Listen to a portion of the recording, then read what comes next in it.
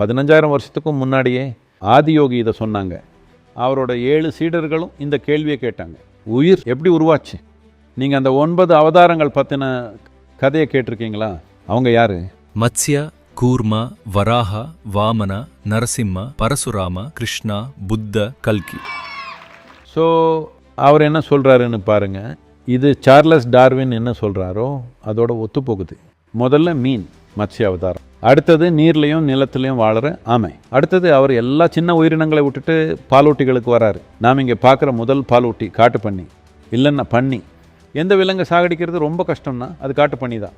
ஏன்னா அது அந்த அளவுக்கு உடலில் வேரூன்றி இருக்குது. இன்றைக்கி கூட நீங்கள் தப்பாக நடந்துக்கிட்டால் பெண்கள் சொல்லுவாங்க, இவன் பண்ணி மாதிரின்னு. ஆமாவா இல்லையா?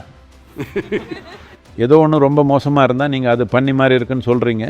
ஸோ முதல் மிருகம் பாலூட்டி பண்ணி தான். அடுத்தது என்ன? நரசிம்மா. நரசிம்மான்னா பாதி மனிதன் பாதி மிருகம். அடுத்தது வாமனா, அப்படின்னா குள்ளமான மனிதர்.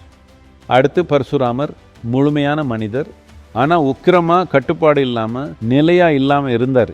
அடுத்தது ராமர், அமைதியான மனிதர். அடுத்தது கிருஷ்ணர், அன்பான மனிதர், உற்சாகமான மனிதர்.